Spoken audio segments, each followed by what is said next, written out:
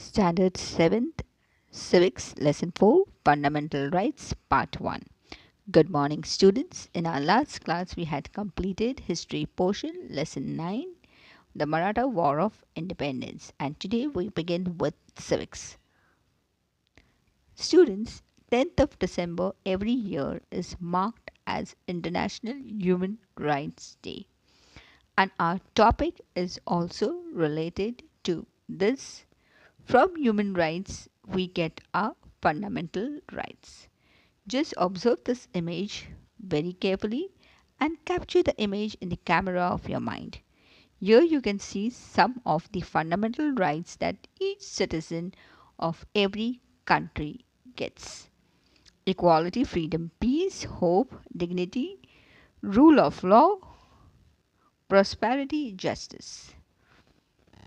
Now, let's come to Fundamental Rights, Lesson 4 in Civics, Part 1. Many times when you read newspapers, you must have seen such kinds of uh, place cards in newspaper or somewhere else, protest, rally, where people are standing and fighting for the right to education, or maybe against their right to minimum wages, where they have been exploited under certain reasons. So now let us understand, student, these concepts. You must have seen such placards in newspapers and elsewhere, in rallies in March, sometimes people demanding for their rights. Now, every individual gets its right at the time of his birth. A baby has a right to live. Have you heard of female feticide, where a baby girl is killed in the mother's womb, or the baby girl is killed immediately after her birth? Because earlier in our traditional Indian society, the Orthodox community did not welcome the birth of a baby child or a baby girl in the family, and that was exploitation, injustice, discrimination done towards gender discrimination, where you are discriminating the girl child and the male child. Girls were not allowed to go to school, and the boys could study in school, or girls were sent in vernacular medium school, Hindi Marathi medium schools, and boys were sent in bigger international schools maybe, or English medium schools. This is depriving the girl child from her rights. And government has brought out lots of efforts to bring in an improvement in the health of the baby child, in the education of a baby child, in overall development of your skills, qualities, under which your children come under right to education. Right to education, where every child is free to receive education till the age of 14. And the skills and overall personality development of the child has to be brought out through the educational institution, where a child is having a right to free and compulsory education.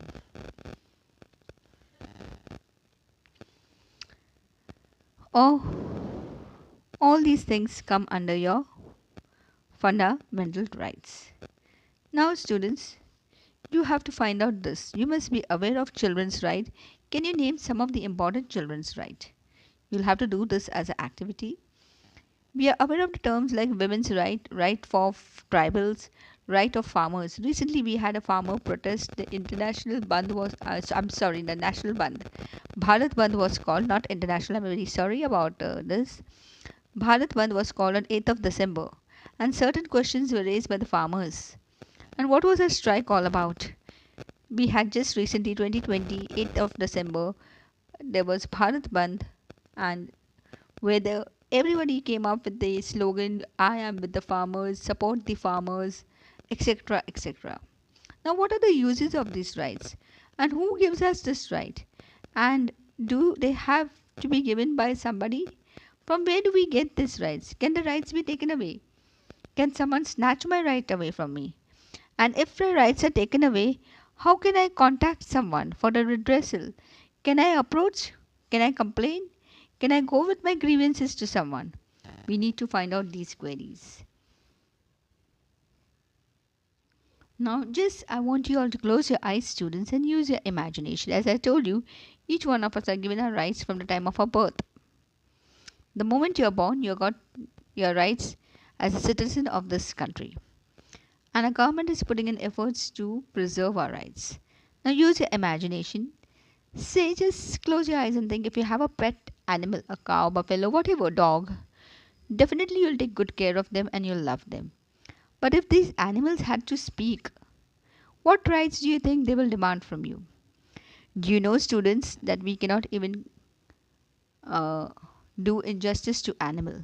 Say, for example, in a rainy season, if a street dog comes in your building and you kick that dog, it's a violence, and animal activists will sue you to court, or maybe you will be imprisoned, or you'll have to pay the penalty whatsoever, because even animals have their rights.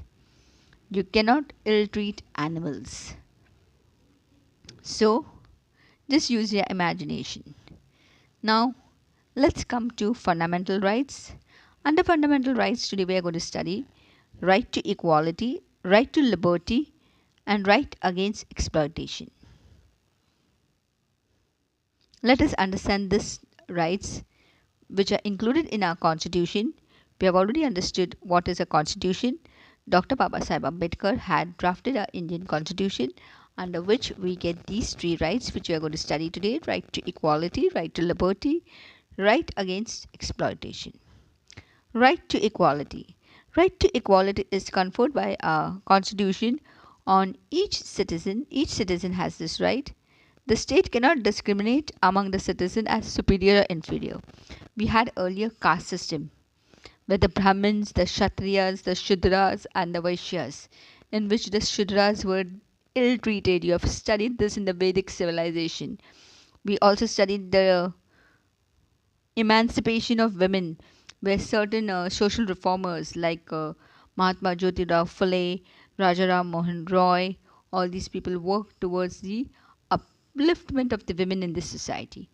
And now, under right to equality, students, we have managed to rule out or curb the malpractices and injustice and inequality that was done among men and women, or among people of different castes.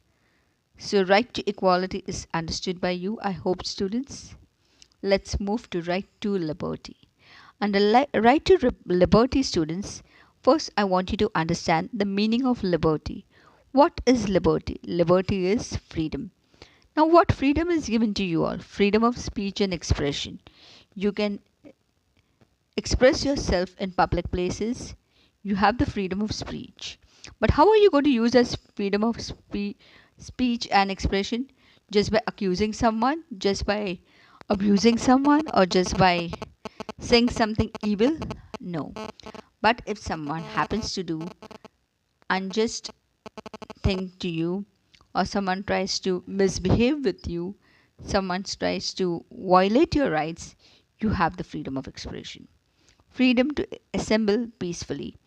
If you remember, students, in history we had studied, while we were studying freedom movement, the Jallianwala Bagh massacre, where, if you remember, students, General O'Dyer, who was supposed to be the officer in charge appointed at Jallianwala Bagh, all the Indians had gathered at Jallianwala Bagh for a peaceful meeting, and General O'Dyer happened to announce open firing, and many innocent people lost their life.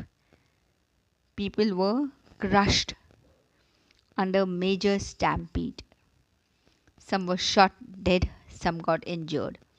Now, under this students' right to assemble peacefully, we have the right wherein we can call out for a meeting, a peaceful meeting, to discuss a particular policy of government.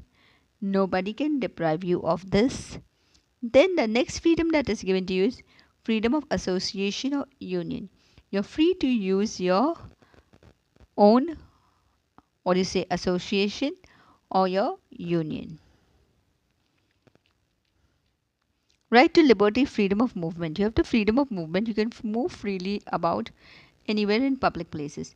That doesn't mean you go and write your names on the walls of the places that you go. Say, for example, you'll go for picnics, you'll go for, what do you say, your trips, and you will go at that resorts and crave your name and come over there. That is not your freedom of movement. That is not called freedom of movement. You will go and you will pluck flowers and damage the beauty of that particular place. That does not come under your freedom of movement. You will go and spit in public places and you'll say, I have a freedom of movement. That is not your freedom of movement. So, when you're having your rights, you should also know your responsibilities along with it. Then you can enjoy your rights very happily. And very proudly, you can say that you're a citizen of this country. Freedom to practice a lawful profession. No one can compel you to become a doctor, a lawyer, a teacher, or something. You can practice the profession of your choice. Earlier, profession came from your hereditary. If the father is a king, the son has to be a king. If the father is a farmer, the son has to be a farmer. If a father is a laborer, the son has to be a laborer. If a father is a sweeper, son has to be a sweeper. But now, according to your skills, you can practice your profession. You are free to receive the profession of your choice. Freedom to reside anywhere. No one can compel me to stay where I do not wish to stay. I have the freedom to choose my own residence. I can move away from a particular place. If I'm born in a rural area, I want to shift out to the urban area. I am free to do that. We move to the third right, right against exploitation. The meaning of it is to prevent exploitation.